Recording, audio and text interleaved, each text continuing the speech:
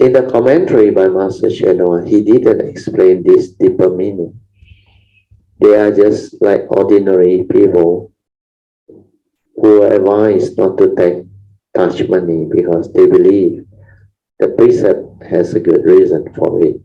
But they don't understand that this precept is only needed during the initial phase of training, because before you have the wisdom and the understanding and before samadhi kicks in, you cannot stabilize your mind. You have the clarity, to have the clarity to see things as they are, to insight in the phenomena, and to realize their universal characteristic, thereby giving rise to the wisdom. You still cannot deal with defilement as yet because the mundane mind is still deluded and egoic or egoistic. The teaching is staged out into sila, samadhi, and panya for you to understand. That's the reason why when you are undertaking training, when you are under training, you have to observe the precept. You cannot play a fool with them. You have to uphold them. But the moment you have samadhi, that leads to the awakening and the understanding. Then the former mind, which is the use of thought and the use of money and technology, become wise. That user has wisdom and understanding.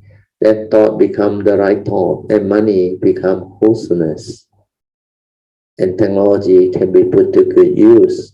That precept is no longer applicable to such a person because these precepts are only for people who are still under training. That's why in the teaching there is such a thing as beyond training, sekhas and asekhas. Sekhas are those still under training, asekha are those beyond training. When you are beyond training, then you will come to understand that these training rules are put in place for those who are still under the training, where they haven't yet developed the wisdom. It is similar to traffic light.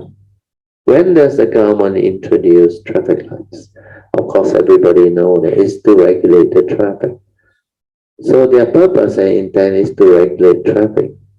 What happens if the traffic light is no longer functioning? Like when there is a short circuit or something is wrong and it's no longer performing that function. If you are rigid about rules, what will happen or what will you do? You see the red light and you say, no, red light means stop. You cannot go. And then you wait. You wait until the people at the back of you horn at you because it's not serving its purpose anymore. If it is not serving its purpose anymore, you must not be gullible. You must not be rigid. You must not just say because the Buddha says so, hence you cannot do this and you cannot do that. The Buddha never say you cannot do. The Buddha say you undertake the training rule to abstain from doing. You have to understand why you have to abstain.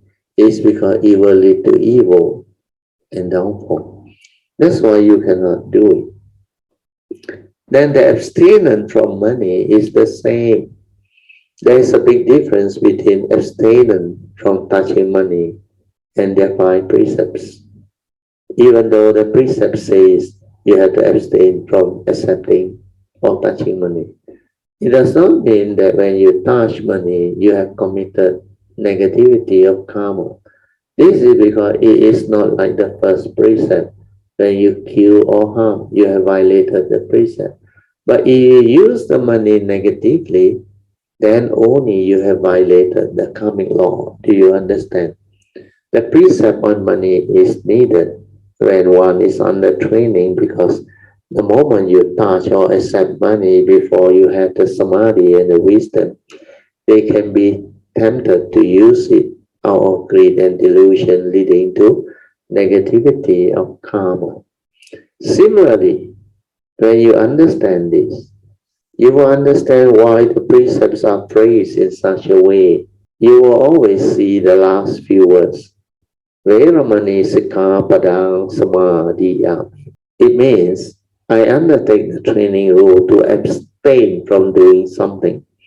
So that is the reason why I always emphasize to you that the Dhamma is to be cultivated with understanding.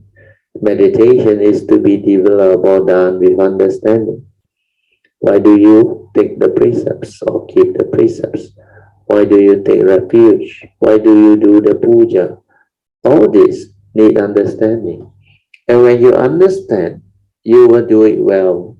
We are doing it with understanding. Even meditation is the same. So when you read the commentary, you have to understand all this.